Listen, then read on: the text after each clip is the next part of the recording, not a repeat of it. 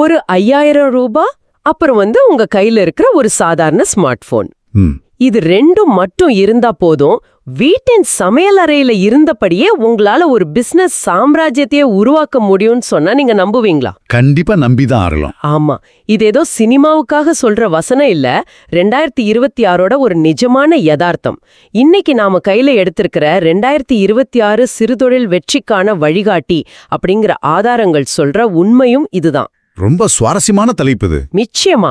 இந்த ஆழமான அலசல்ல வீட்டுக்குள்ளேயே முடங்கி இருக்கிற பெண்கள் எப்படி எந்த பயமும் இல்லாம, யாருடைய தயவும் இல்லாம தங்களோட சொந்த தொழிலை தொடங்கலாம் அப்படிங்கறத பத்தி தான் நாம ரொம்ப தெளிவா பேச போறோம்.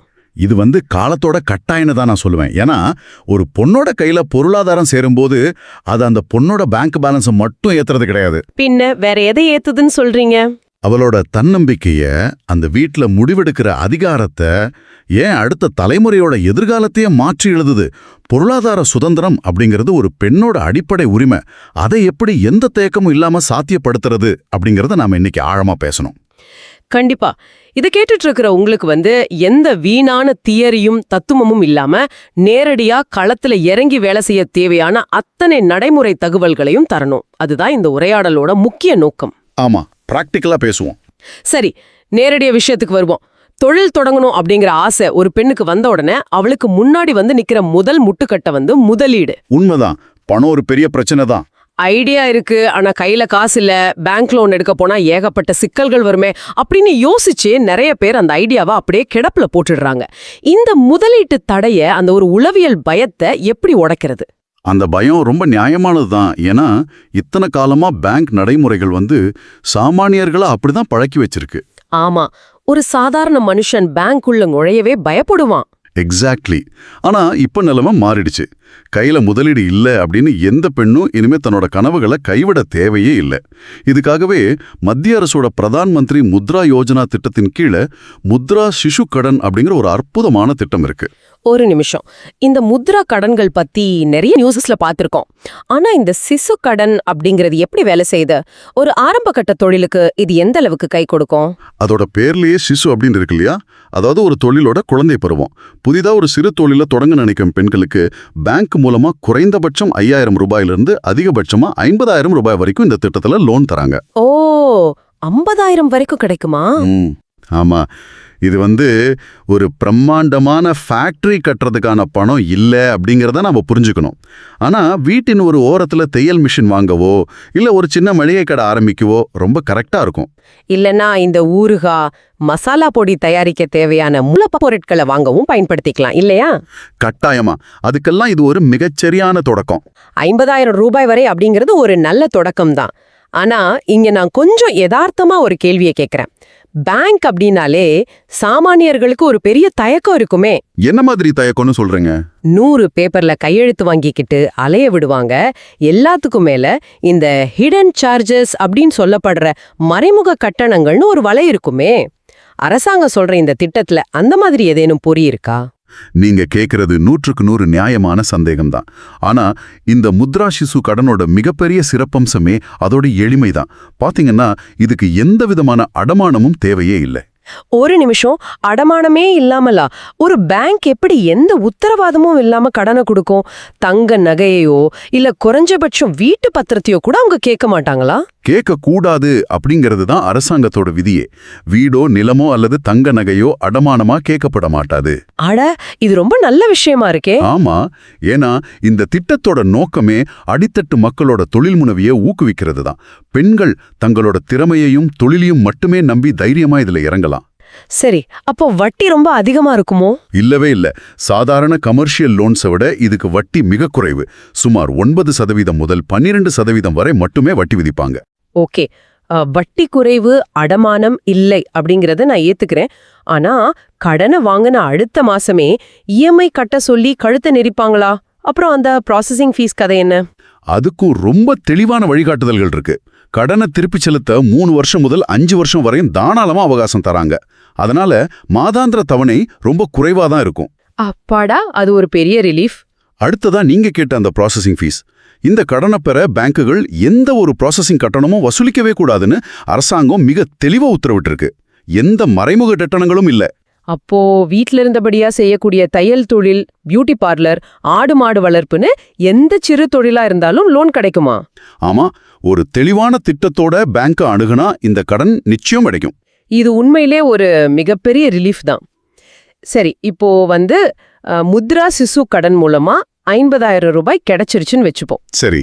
ஒரு பொண்ணு அந்த பணத்தை வச்சு தரமான மசாலா பொடிகளை தயாரித்து நல்லா பேக் பண்ணி வீட்டின் ஹால்ல அடுக்கி வச்சிட்டாங்க. இது பாதி கிணறு தாண்டின கதை தான். கரெக்ட். அந்த மசாலா பாக்கெட்டுகளை எப்படி விக்கிறது? கையில பெரிய மார்க்கெட்டிங் பட்ஜெட் வச்சிருக்கிற கார்ப்பரேட் பிராண்டுகளோட வீட்ல இருக்கிற ஒரு சாமானிய பெண் எப்படி போட்டி போட முடியும்? மிகச் சரியான கேள்வி. இங்கதான் பல சிறு குறு தொழில்கள் சறுக்குறாங்க. பொருட்களை தயாரிச்சா மட்டும் பத்தாது, அதை சரியான இடத்துல கொண்டு போய் சேர்க்கணும். ஆமா, சேல்ஸ் தானே ரொம்ப முக்கியம். அதுக்கும் நம்ம சிறு குறு தொழில் அமைச்சகம் மிகச்சிறந்த தளங்களா அமைத்து கொடுத்துருக்காங்க. உங்க பொருளை வாங்குறதுக்கு அரசாங்கமே ஒரு மிகப்பெரிய வாடிக்கையாளரா உங்க வாசல்ல வந்து நிக்கணும்னு சொன்னா உங்களால நம்ப முடியுதா? அரசாங்கமே வாடிக்கையாளராவா? அது எப்படி சாத்தியம்? ஆமா, சாத்தியம்தான். ஒரு சாதாரண பெண் தயாரிக்கிற மசாலாவையோ இல்ல ஒரு ஆபீஸ் பொருளையோ அரசாங்கம் ஏன் வாங்கணும்? அதெல்லாம் பெரிய பெரிய கான்ட்ராக்டர்களுக்கு மட்டும் செல்ற வாய்ப்புன்னு தானே நம்ம நினைச்சிட்டு இருந்தோம். அந்த பழைய நினைப்பைத்தான் நாம இப்போ மாத்திக்கணும். முதல்ல ஒரு பொண்ணு தன்னோட தொழிலை சட்டப்பூர்வமா ஆக்கணும். அதுக்கு தன்னோட ஆதார் கார்டை மட்டுமே பயன்படுத்தி உத்யம் ரெஜிஸ்ட்ரேஷன் அப்படிங்கிற இணையதளத்துல இலவசமா தொழிலை பதிவு செய்யலாம். அதுக்கு எவ்வளவு நேரம் ஆகும்? இது வெறும் 10 நிமிஷத்துல முடியக்கூடிய ஒரு டிஜிட்டல் ப்ராசஸ் தான். இந்த பதிவு முடிஞ்சதும் ஒரு மேஜிக் நடக்கும். அதாவது நீங்க GEM அப்படிங்கிற போர்ட்டல்ல உங்களை இணைச்சிக்கலாம். Okay, GEM portal. இது எப்படி செயல்படுது? இதுக்குள்ள என்ன மேஜிக் இருக்குன்னு கொஞ்சம் விளக்கமா சொல்ல முடியுமா? GEM அப்படிங்கிறது கவர்மெண்ட் மார்க்கெட் பிளேஸ். இது அரசாங்கத்தோட அதிகாரப்பூர்வமான ஆன்லைன் கொள்முதல் தளம். நம்ம அமேசான், பிளிப்கார்ட் மாதிரியே இது அரசாங்கத்துக்கென்று பிரத்யேகமா உருவாக்கப்பட்ட ஒரு தளம். ஓஹோ, கவர்மெண்ட்டுக்கு ஒரு தனி அமேசான் மாதிரியா? சரியா சொன்னீங்க. மத்திய மற்றும் மாநில அரசு அலுவலகங்களுக்கு தேவையான அத்தனை பொருட்களையும், அது ஒரு பென்சிலா இருக்கட்டும், தொடைப்பமா இருக்கட்டும், அல்லது அரசு கேண்டீனுக்கு தேவையான மசாலா பொடியா இருக்கட்டும், அவங்க இந்த தளத்தின் வழியா தான் வாங்கணும்னு கட்டாயமாக்கப்பட்டிருக்கு. வாவ், அப்போ அரசாங்கத்துக்கே நம்ம பொருளை சப்ளை பண்ணலாமா? கண்டிப்பா. அதிலும் குறிப்பா பாத்தீங்கன்னா, பெண்கள் நடத்துற சிறு தொழில்களிலிருந்து ஒரு குறிப்பிட்ட சதவீத பொருட்களை அரசாங்கம் கட்டாயம் வாங்கணும் அப்படிங்கிற ஒரு விதியும் இருக்கு. இத கேட்கும்போது எனக்கு ஒரு விஷயம் தோணுது. இது சாதாரணமா தெருமுனையில ஒரு சின்ன கடை போடுறத விட்டுட்டு அரசாங்கம் நடத்துற ஒரு மிகப்பெரிய டிஜிட்டல் மால்ல எந்த வாடகையும் இல்லாம ஒரு VIP பாஸ் வாங்கி கடை வைக்கிற மாதிரி இருக்கே. ரொம்ப ரொம்ப சரியான ஒப்பீடு. டிஜிட்டல் மால் தான். ஆனா அதை விட ஒரு படி மேல போய் யோசிச்சு பாருங்க. அந்த மால்ல உங்களை தேடி வர்ற வாடிக்கையாளர் சாதாரண ஆளு கிடையாது. பெரிய பெரிய ஆர்டர்களை கொடுக்கிற அரசு துறைகள். நிஜமாமே இது ஒரு கேம் சேஞ்சர்லாம். இது மட்டும் இல்லாம அரசாங்கம் நடத்துற பிரம்மாண்டமான கண்காட்சிகள் நாடெங்கும் நடக்குது. அந்த இடங்கள்ல பெண் தொழில் முனைவோருக்கு முற்றிலும் இலவசமாகவோ அல்லது மிக குறைந்த வாடகையிலேயோ ஸ்டால்ஸ் அமைச்சு தராங்க. அப்போ நேரடியா மக்களை சந்திக்கவும் வாய்ப்பு கிடைக்குது. ஆமா, ஆன்லைன்ல மட்டும் இல்லாம நேரடியா லட்சக்கணக்கான வாடிக்கையாளர்களை அவங்க சந்திக்க முடியும். சந்தை வாய்ப்புகள் இவ்வளவு கொட்டி கிடக்குது அப்படிங்கிறது பெரிய ஆச்சரியம்தான். ஆனா நான் இப்போ வாடிக்கையாளரோட கோணத்துல இருந்து ஒரு கேள்வியை கேட்கறேன். தாராளமா கேளுங்க. இப்போ நான் ஒரு அரசு கண்காட்சியிலயோ அல்லது ஆன்லைன்லயோ ஒரு பொருளை பாக்குறேன். அது ஒரு பெரிய பிராண்டு கிடையாது, ஒரு பெண் வீட்ல தயாரிச்ச பொருள். அதை நான் ஏன் நம்பி வாங்கணும்? புரியுது. முதல் முறை ஒருவேளை அந்த பொண்ணுக்கு சப்போர்ட் பண்ணணும்னு நான் வாங்கலாம். ஆனா மீண்டும் மீண்டும் அந்த பொருளை வாடிக்கையாளர் தேடி வரணும்னா தரம் ரொம்ப முக்கியம் இல்லையா? ஒரு பிராண்ட் நேமே இல்லாத பொருளோட தரத்தை மக்கள் எப்படி நம்புவாங்க? நீங்க தொட்டு இருக்கிறது வியாபாரத்தோட அஸ்திவாரத்தை. தரம் இல்லனா எந்த வியாபாரமும் நிலைக்காது. ஒரு முறை சப்போர்ட்டுக்காக வாங்குறவங்க மீண்டும் வரமாட்டாங்க. ஆனா உங்க பொருளோட தரத்தை எப்படி நிரூபிக்கிறது? வாயால சொன்னா பத்தாது, அதுக்கு ஒரு அங்கீகாரம் வேணும். கரெக்ட். அந்த அங்கீகாரத்தை எப்படி வாங்குறது?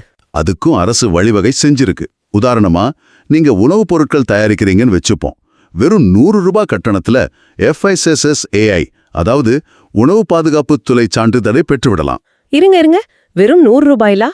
ஒரு குடும்பம் சாதாரண ஹோட்டலுக்கு சென்று சாப்பிடுற செலவை விட இது ரொம்ப ரொம்ப குறைவா இருக்கே. ஆமா, அதுதான் உண்மை. நிறைய பேருக்கு அந்த விழிப்புணர்வு இல்ல. அதே போல நீங்க மசாலா, நெய் போன்ற குறிப்பிட்ட விவசாயம் சார்ந்த பொருட்களை தயாரிச்சா அக்மார்க் முத்திரையை பெற முடியும். ஓ, அக்மார்க் வாங்கினா நல்ல நம்பிக்கையா இருக்குமே. இதை விட இன்னொரு முக்கியமான சான்றிதழ் இருக்கு. நுகர்வோர் பொருட்களை தயாரிக்கிறவங்களுக்கு MSME அமைச்சகம் ஜெட் அப்படிங்கிற ஒரு உலகத்தரம் வாய்ந்த சான்றிதழை வழங்குறாங்க. ஜெட் சான்றிதழ், அதாவது ஜீரோ டிஃபெக்ட்னு சொல்றீங்களா? ஆமா. பொருள்ல எந்த குறையும் இல்ல அப்படிங்கிறது புரியுது. இது சிறு தொழில்களுக்கு எப்படி பயன்படும்? இதுக்கான செலவு ரொம்ப அதிகமா இருக்குமே. இங்கதான் அரசாங்கம் ஒரு பெரிய சலுகை வழங்குறாங்க. இந்த ஜெட் சான்றிதழோட சிறப்பு என்னன்னா, பெண் தொழில் முனைவோருக்கு இது 100% மானியத்துல முற்றிலும் இலவசமா வழங்கப்படுது. இலவசமாவா? இது உண்மையிலே பெரிய சப்போர்ட் தான். ஆமா, ஜீரோ டிஃபெக்ட் ஜீரோ எஃபெக்ட் அப்படின்னா உங்க பொருள்ல எந்த குறையும் இல்ல, அதே சமயம் அது சுற்றுச்சூழலுக்கும் எந்த தீங்கும் விளைவிக்கல அப்படிங்கிறது தான் அர்த்தம். ஆனா இந்த சான்றிதழ்கள், லைசென்ஸ் அப்படின்னாலே எனக்கு இன்னொரு நடைமுறை சிக்கல் ஞாபகம் வருது. என்ன சிக்கல்? அரசு அலுவலகங்கள்ல மாசக்கணக்குல நடையாய் நடக்கணுமே. ஒரு டேபிள்ல இருந்தே இன்னொரு டேபிளுக்கு ஃபைல் நகர பல நாட்கள் ஆகுமே. ஒரு பக்கம் வீட்டையும் குழந்தைங்களையும் கவனிச்சுக்கிட்டு தனியா தொழில் செய்யற பெண்களுக்கு அலைஞ்சு திரிஞ்சு இந்த சான்றிதழ்களை வாங்குறது பிராக்டிக்கலா சாத்தியமா? நீங்க சொல்றது ஒரு 10-15 வருஷங்களுக்கு முந்தைய நிலைமை. ஆனா இன்னைக்கு எல்லாமே டிஜிட்டல் மயமாயிடுச்சு. நீங்க எந்த ஆஃபீஸ் படியேறவும் தேவையே இல்லை.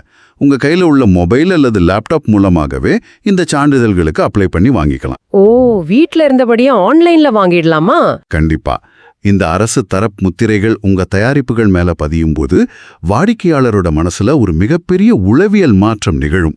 அது சாதாரண வீட்டு தயாரிப்பு அப்படிங்கிற நிலையிலிருந்து ஒரு தரமான பிராண்ட் அப்படிங்கிற அந்தஸ்தை பெறும். ஆக அந்த முத்திரை வாடிக்கையாளர்களின் அசைக்க முடியாத நம்பிக்கையை பெற்றுத்தரும்னு சொல்றீங்க. கட்டாயமா. அந்த நம்பிக்கை உங்களுக்கு தொடர் வியாபாரத்தை, அதாவது ரிப்பீட் பிசினஸை பெற்றுத்தரும். மேலும் உங்க பொருள் தரமானதுன்னு முத்திரை குத்தப்பட்டா நீங்க உங்க பொருளுக்கான சரியான விலையை தைரியமா நிர்ணயம் பண்ணலாம். கஸ்டமர்ஸ் பேரம் பேச மாட்டாங்களா?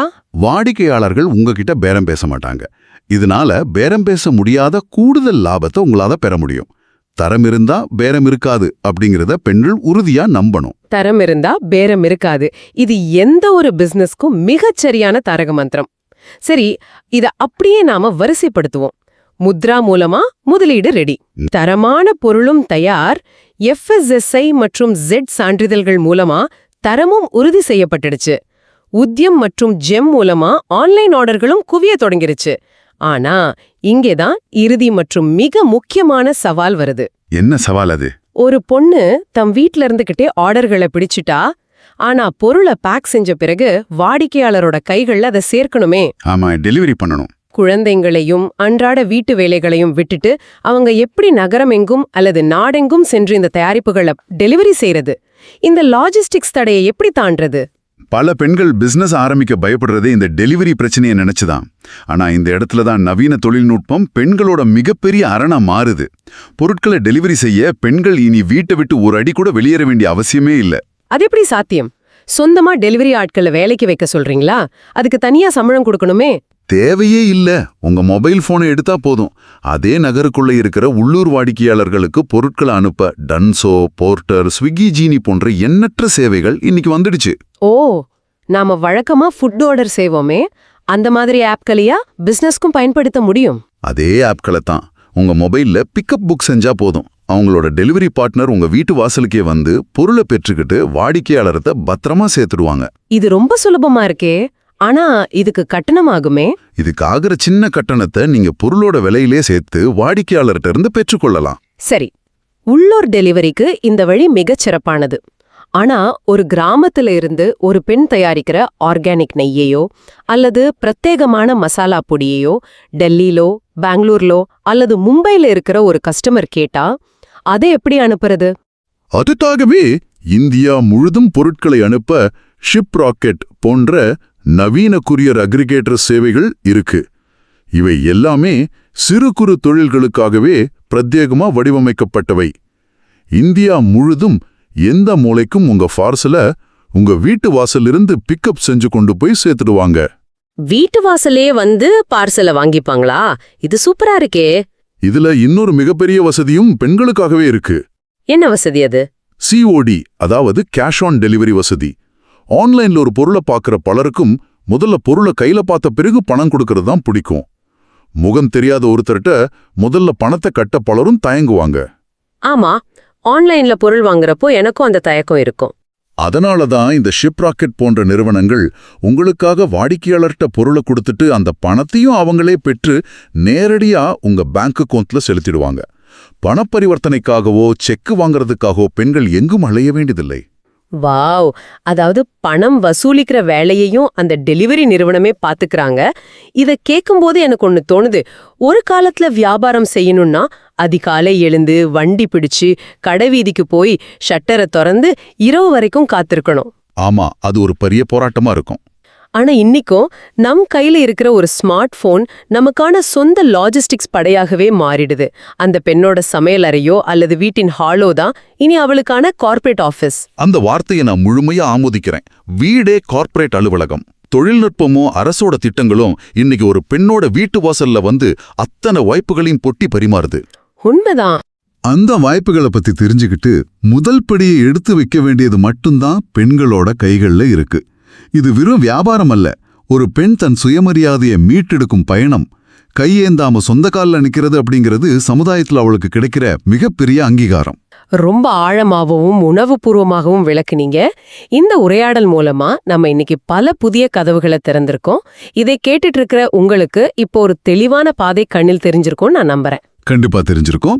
எந்தவித அடமானமும் இல்லாம வெறும் 5000 ரூபாயில ஆரம்பிக்கக்கூடிய முத்ரா ஷிசு கடன்ல தொடங்கி அரசாங்கத்தே வாடிக்கையாளரா மாத்திர உத்யம் மற்றும் GM பதிவுகள், மக்கள் மத்தியில அசைக்க முடியாத நம்பிக்கையை பெற்றுத்தரும் FSSI மற்றும் Z தரச் சான்றிதழ்கள், கடைசியா வீட்டை விட்டு ஒரு அடி கூட நகராம நாடெங்கும் டெலிவரி செய்யற ஸ்மார்ட் லாஜிஸ்டிக்ஸ் வர அத்தனையும் ஒரு பெண்ணோட பொருளாதார சுதந்திரத்துக்காக காத்துக்கிட்டு இருக்கு. உண்மையாவே இவ்வளவு திட்டங்கள் இருந்தாலும் புதிதா தொழில் தொடங்கும் போது சில நடைமுறை சந்தேகங்கள், தயக்கங்கள் வரது இயல்புதான். பேப்பர்ல பாக்குறத விட களத்துல இறங்கும்போது சில வழிகாட்டுதல்கள் தேவைப்படும். அதற்காகத்தான் ஒரு சிறப்பான ஏற்பாடும் இருக்கு. இந்த திட்டங்கள் குறித்து அது முத்ரா லோனா இருக்கட்டும் அல்லது MSME பதிவா இருக்கட்டும், உங்களுக்கு எந்த சந்தேகம் இருந்தாலும் எவ்வித தயக்கமும் இன்றி ஒருவரை நீங்க நேரடியா தொடர்பு கொள்ளலாம். ஆமா, நாம விவாதிச்ச இந்த ஆதாரங்கள்ல குறிப்பிட்டிருக்க மாதிரி திரு NK ராமஜெயம் அவங்க இந்த துறையில பெண்களுக்கு இலவச வழிகாட்டுதலை வழங்க எப்பவுமே தயாரா இருக்காரு. இத கேட்டுட்டு இருக்கிற நீங்க இத குறிச்சு வச்சுக்கோங்க. உங்களுக்கான தொடர்பு எண் 9003 700 575. நான் மீண்டும் சொல்றேன், 9003 700 575. உங்க தொழில் கனவுக்கான எந்த தயக்கமும் இன்றி இவரை தொடர்பு கொண்டு நீங்க இலவச ஆலோசனைகளை பெறலாம். வளரும்போதே அந்த நாடே வளருது. ஆமா, இந்த ஆழமான அலசலோட இறுதி கட்டத்துக்கு நாம வந்துட்டோம். தொடக்கத்துல நாம பேசின அந்த பெரிய கார்ப்பரேட் பில்டிங் மாயை இப்ப உடைஞ்சிருக்கும்னு நம்புறேன். உங்க தொழில் சாம்ராஜ்யம் இன்னைக்கு உங்க வீட்டு ஹால்ல இருந்தே தொடங்கட்டும். வாழ்த்துக்கள். ஆனா இந்த உரையாடலை முடிக்கிறதுக்கு முன்னாடி ஆதாரங்கள்ல இல்லாத ஒரு விஷயத்த, ஒரு சின்ன சிந்தனையை உங்க மனசுல விதைக்க விரும்புறேன். சொல்லுங்க. இன்னைக்கு ஒரு சாதாரண பெண் தான் வீட்ல இருந்தபடியே ஒரு தரமான பிராண்ட உருவாக்கி நாடெங்கும் விற்க முடியுது அப்படின்னா, இந்த தலைமுறை பெண்கள் அடையற இந்த மாபெரும் நிதி சுதந்திரம் நாளைக்கு அவங்கள பார்த்து வளரும் அவங்களோட பெண் குழந்தைங்களோட மனநிலையிலையும் இந்த நாட்டோட ஒட்டுமொத்த பொருளாதார அமைப்புலையும் எத்தகைய பிரம்மாண்டமான மாற்றத்தை ஏற்படுத்தும்னு கொஞ்சம் கற்பனை செஞ்சு பாருங்க. அது ஒரு மிகப்பெரிய புரட்சியா இருக்கும். ஏன் அம்மாவால முடியும்னா என்னாலும் முடியும் அப்படிங்கிற அந்த நெருப்பு அடுத்த தலைமுறைக்கும் பத்திக்கும் இல்லையா? அந்த பிரம்மாண்ட மாற்றத்தோட முதல் புள்ளி இன்னைக்கு நீங்க எடுக்க போற அந்த முதல் முடிவுல தான் இருக்கு. சிந்திச்சு பாருங்க. மீண்டும் மற்றொரு சுவாரஸ்யமான ஆழமான அலசலில் சந்திப்போம்.